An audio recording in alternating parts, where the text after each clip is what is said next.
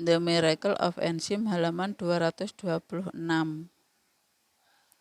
Susunan dan perbandingan jumlah gigi kita juga merupakan contoh sempurna adanya hukum alam yang bekerja. Artinya, kita manusia juga memiliki garis kehidupan untuk hidup sehat yang vital.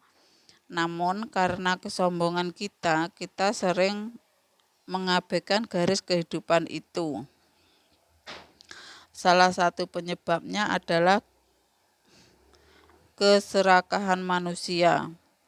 Kemampuan kita untuk berpikir yang diberikan kepada kita oleh keagungan kuasa Tuhan telah disalahgunakan oleh banyak orang dengan sewenang-wenang.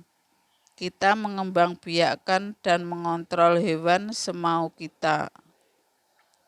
Keinginan menyantap makanan lezat membawa kita menyantap makanan-makanan yang tidak terdapat di alam. Keinginan kita lebih nyaman dengan berbagai kemudahan perangkat modern membawa kita menghancurkan sebagian besar lingkungan alam.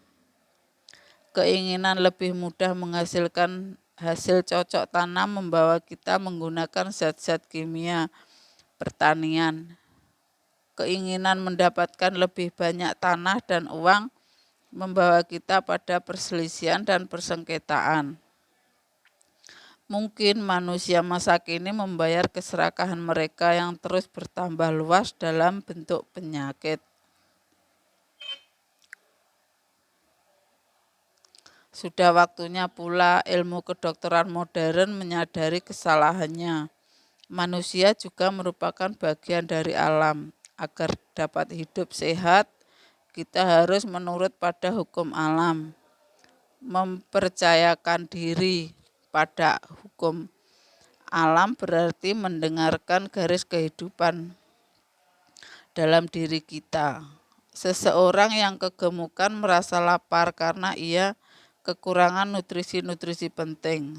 Seseorang yang menderita diare dan konstipasi tidak menyantap makanan yang sesuai bagi sistem pencernaan orang tersebut, dan kita jatuh sakit jika mengabaikan hukum alam. Oleh karena itu, saya yakin bahwa ilmu kedokteran pada masa yang akan datang seharusnya difokuskan pada hukum alam. Kita harus memperhatikan garis kehidupan yang telah ditulis oleh alam bagi manusia, berusaha membangkitkan kemampuan dari dalam diri kita untuk menyembuhkan diri sendiri dan bergeser pada mempromosikan kesehatan ketimbang berusaha untuk menekan penyakit secara paksa.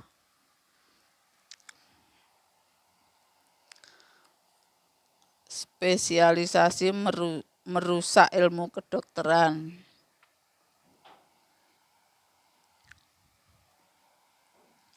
Langkah pertama menuju mematuhi hukum alam adalah dengan menghentikan praktek spesialisasi perawatan kesehatan. Spesialisasi kedokteran membuat kita hanya melihat hal-hal yang kecil dan tidak dapat melihat keseluruhan gambarnya. Dalam alam tidak ada yang berdiri sendiri, segalanya saling mempengaruhi dan menjaga keseimbangan. Belum lama ini di Jepang muncul sebuah gerakan menanam hutan untuk menumbuhkan samudra. Proyek ini dimulai oleh para nelayan yang setelah mencari tahu mengapa ikan-ikan tiba menghilang dari laut, menemukan bahwa beberapa tahun sebelumnya sejumlah besar pohon di pegunungan telah ditebang untuk pembangunan. The Miracle of Enzim halaman 228. Mereka menemukan hubungan antara kegiatan penebangan ini dan penurunan populasi ikan. Proyek para nelayan ini bertujuan menanam kembali pohon-pohon di pegunungan untuk mengembalikan populasi ikan. Jika dilihat sekilas, sepertinya tidak ada hubungan antara pohon di gunung dan ikan di laut.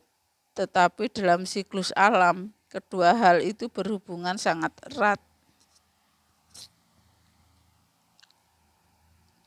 Sama halnya aktivitas masing-masing 60 triliun sel untuk menjalankan kelima aliran dalam tubuh manusia, darah dan getah, bening, pencernaan, urin, udara, dan energi, semuanya saling terkait erat.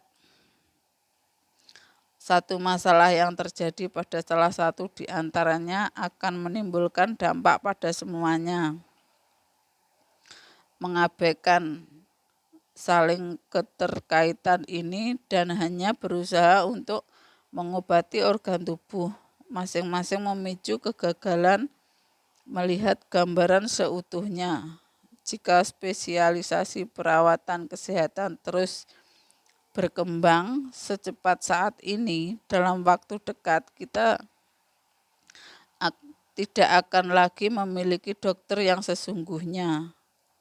Yang tersisa hanya para spesialis yang memahami bidang spesialisasi mereka secara spesifik, tetapi tidak dapat mengatasi kondisi kesehatan pasien secara keseluruhan. Bahkan jika hanya dengan melihat mata dan keadaan kulit seseorang, pasien terlihat jelas bahwa ia menderita suatu penyakit fisik. Seorang spesialis pencernaan mungkin hanya akan melakukan kolonoskopi dan setelah tidak menemukan adanya polip, mengatakan kepada sang pasien, "Selamat, Anda baik-baik saja, tidak ada polip ataupun kanker." Ini cukup tidak bertanggung jawab karena pemeriksaan kolonoskopi sederhana saja tidak dapat meninjau kesehatan orang tersebut secara keseluruhan. The Miracle of Enzym halaman 229. Ada sebagian orang yang menyebut saya ahli bedah endoskopi pencernaan nomor 1 di Amerika. Tetapi saya tidak merasa memiliki bakat yang luar biasa. Setiap hari saya hanya berusaha mengobati para pasien saya dengan memperlihatkan tubuh mereka baik-baik. Saat ini di Amerika sudah umum bagi para penderita kanker payudara untuk menjalani pemeriksaan usus besar. Sayalah yang pertama kali memperkenalkan ide ini. Pada saat itu saya dipuji akan penemuan ini. Tetapi terus terang, saya yakin dokter lain pun dapat menyadari hal yang sama jika saja dilatih untuk memandang tubuh pasien sebagai satu organisme utuh yang terpadu. Jika bertemu seseorang yang mengidap kanker, saya mengetahui orang tersebut mengidap kanker tanpa harus melihat ke dalam tubuhnya. Memang sulit dijelaskan dengan kata-kata, tetapi saya merasa seolah-olah chi atau energi saya tersedot keluar dari diri saya jika saya membicarakan hal-hal seperti ini. Kebanyakan dokter lain hanya akan tersenyum simpul, namun ini bukan imajinasi saya semata, melainkan suatu sensasi fisik yang didukung oleh pengalaman klinis saya selama bertahun-tahun. Suatu ketika saya menerima seorang pasien wanita berusia 38 tahun yang mengeluh, "Dokter, saya menderita kanker di sini."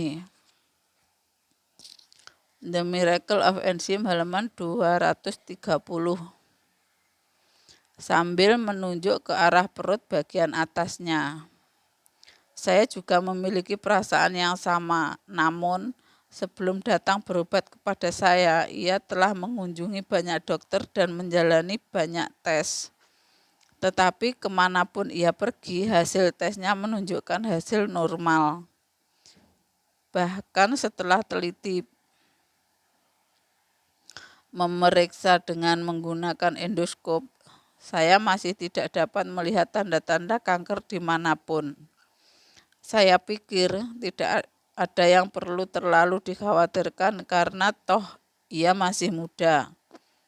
Tetapi karena ia tetap mengeluh ada sesuatu yang salah, saya pun memasukkan zat pewarna kontras dari usus 12 jari ke seluruh empedunya. Lalu melakukan pemeriksaan sinar X. Saluran empedu tidak dapat diperiksa menggunakan endoskop karena saluran ini sangat tipis. Melakukan pengujian dengan memasukkan zat pewarna kontras ke dalam tubuh, ke dalam saluran empedu memang tidak umum dilakukan. Dengan melakukan tes ini, saya menemukan kanker sebesar ujung jari kelingking di dalam saluran empedu. Seorang pasien lain datang untuk berkonsultasi dengan saya dan mengatakan bahwa yakin ia menderita kanker lambung. Hasil periksa endoskopi lelaki ini selalu normal. Dalam kasus ini pun karena sang pasien terus mengeluh dan karena saya juga mengalami perasaan aneh bahwa ada sesuatu yang salah, saya memutuskan untuk memeriksa ulang dirinya 2 bulan setelah konsultasi itu berlangsung. Saat memeriksa ulang, saya menemukan sebuah tukak kecil di dalam lambung. Setelah melakukan biopsi dan melakukan tes pada sampel jaringan, kami menemukan bahwa karsinoma jenis Schirrhosis telah tumbuh dan menyebar di bawah mukosa lambung. The Miracle of Enzyme halaman 231. Selain merupakan jenis kanker yang berkembang dengan sangat cepat, karsinoma jenis Schirrhosis sangat sukar dideteksi. Penyakit ini sangat sulit ditemukan dengan menggunakan endoskop jika berkembang biak di bawah mukosa sehingga menjadikan penyakit yang sangat mengerikan. Jika saya tidak memeriksa ulang saat itu, kanker tersebut tentu akan membunuhnya. Waktu yang dihasilkan oleh seorang dokter untuk bertemu muka dengan pasiennya tidaklah lama. Dalam jangka waktu yang singkat itu, sang dokter berkonsentrasi untuk mencari sinyal SOS yang dikeluarkan oleh tubuh sang pasien. Namun sayangnya, tidak banyak dokter yang bersedia mencurahkan perhatiannya ke seluruh tubuh sang pasien karena perawatan kesehatan sudah sepenuhnya terspesialisasi. Saya yakin Anda pernah mengalami hal ini sebelumnya, tetapi sebelum mendapatkan pemeriksaan medis, pertama-tama Anda, sang pasien, harus memutuskan dokter mana yang ingin Anda temui untuk berkonsultasi. Di dalam ruang periksa, sang dokter akan bertanya kepada apa yang membawa Anda ke sini hari ini. Dan jika sang pasien menjawab, perut saya sakit, perut pasien akan diperiksa. Jika ada yang abnormal ditemukan di dalam perut, pasien akan dipulangkan dengan hasil oke. Tidak ada kelainan pada Anda, kecuali jika sang pasien meminta untuk dilakukan tes-tes lebih lanjut. Konsultasi tersebut akan berakhir saat itu juga. Jika dokternya tidak bagus, mungkin dia tidak akan menghiraukan permintaan sang pasien dan mengatakan semua itu hanya khayalan Anda. The Miracle of Enzyme halaman 232. Anda tidak memerlukan tes seperti itu lalu memulangkan sang pasien. Seperti yang telah saya sebutkan sebelumnya, saya percaya bahwa penting bagi dokter untuk mendengarkan pasien dan menganggap serius apa yang dikatakan oleh para pasien. Saya sangat sedih melihat situasi sistem perawatan kesehatan yang berspesialisasi saat ini, karena saya yakin sekali bahwa dengan cara ini seseorang tidak dapat benar-benar menjadi seorang dokter. Yang lebih disayangkan lagi adalah bahwa dokter-dokter umum kini tidak lagi harus menjalani program magang selama setahun sebelum mengambil spesialisasi. Hal ini berarti mereka tidak diberi kesempatan yang cukup untuk mempelajari bagian-bagian tubuh selain dari yang merupakan bidang spesialisasi mereka. Di klinik saya di New York, untuk menghilangkan kecemasan para pasien, saya melakukan pemeriksaan menyeluruh pada seluruh tubuh. Pertama-tama sebelum melakukan esofagogastroduodenoskopi atau EGD atau kolonoskopi, saya memeriksa kondisi kulit, tekanan darah, denyut nadi, kadar kejenuhan oksigen, kelenjar tiroid, kelenjar getah bening, abnormalitas pada tulang dan sendi, serta pemeriksaan payudara pada wanita. Jika pasiennya wanita, saya menanyakan apakah ia ingin saya memeriksa leher rahimnya untuk melihat kemungkinan adanya kanker leher rahim. Jika ia setuju, saya pun memeriksa leher rahim dengan menggunakan kolonoskop. The Miracle of Enzym halaman 233. Pemeriksaan leher rahim biasanya berlangsung selama kurang dari 1 menit, dan pasien-pasien saya pun senang karena mereka tidak perlu lagi melakukan kunjungan terpisah ke dokter ahli kebidanan. Walaupun seseorang spesialisasi pencernaan, saya juga memeriksa prostat dan payudara selain memeriksa leher rahim. Pasien-pasien saya puas dengan dilakukannya pemeriksaan ini, dan hal ini pun menjadi pengalaman belajar yang sangat baik bagi saya sebagai seorang dokter. Pilih sehat 10 tahun lagi atau makan bistik malam ini.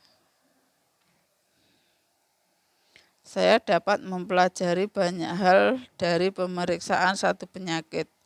Contohnya, saat pemeriksaan kanker payudara, saya bertanya kepada para pasien sejarah kebiasaan makan mereka.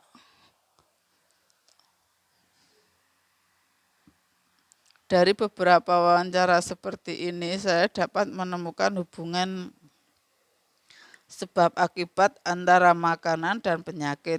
Saya menemukan bahwa para wanita yang menderita kanker payudara sangat suka minum kopi, sering mengkonsumsi produk-produk susu seperti susu, keju, serta yogurt, dan sebagian besar makanannya terdiri dari daging. Bagi banyak orang yang memiliki menu makan seperti itu, bahkan walaupun mereka belum menderita kanker payudara mereka terasa banyak ditumbuhi kista. The Miracle of Enzym halaman 234. Kondisi ini disebut sebagai penyakit fibrokistik.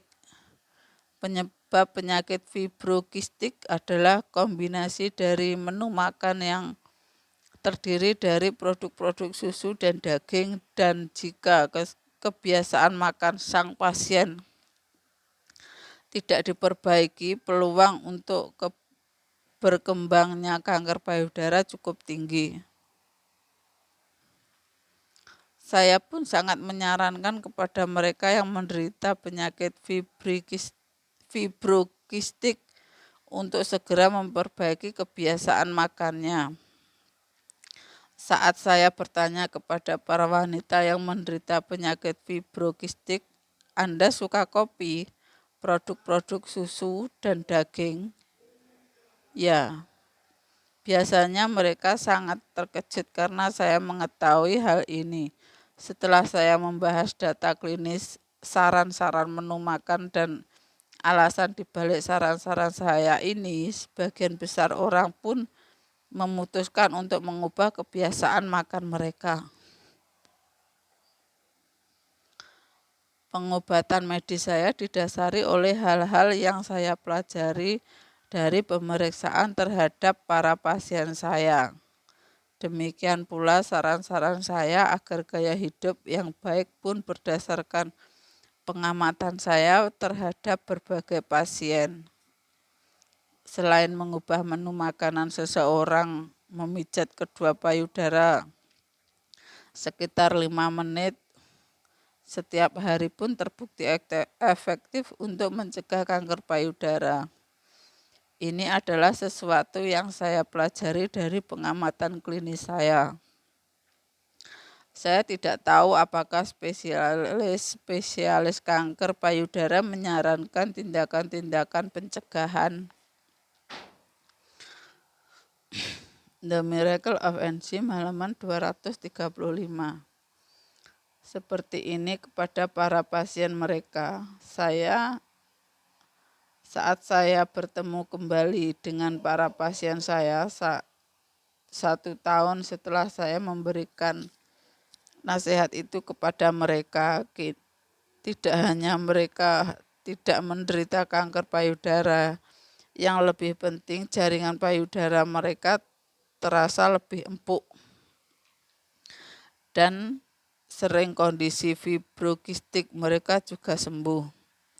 Yang paling menyebabkan saya bahagia sebagai seorang dokter bukanlah menyembuhkan penyakit ataupun disebut dokter hebat, melainkan bisa memberikan nasihat yang tepat bagi mereka yang menderita penyakit dorman dan membantu mereka menjadi sehat. Setelah begitu lama berkecimpung dalam bidang ini, tidak mengherankan lagi bahwa saya menjadi begitu menyadari pentingnya makanan sehari-hari. Namun zaman sekarang begitu banyak terdapat makanan yang secara luas dianggap baik, yang sesungguhnya berbahaya bagi tubuh. Selama 30 tahun ini saya sering menjadi pembicara dan menghadiri forum-forum terbuka, juga berbicara kepada para pasien saya baik di Amerika maupun di Jepang mengenai hubungan antara makanan dan kesehatan, jenis-jenis makanan yang berbahaya. Namun mengubah norma-norma yang telah diterima oleh umum bukanlah pekerjaan mudah. Terlebih lagi jika spesialisasi perawatan kesehatan terus melaju dengan kecepatan seperti ini, akan menjadi semakin sulit bagi para dokter muda untuk mempelajari hal-hal yang dipelajari oleh saya dan banyak dokter yang lebih tua lainnya melalui pengalaman klinis.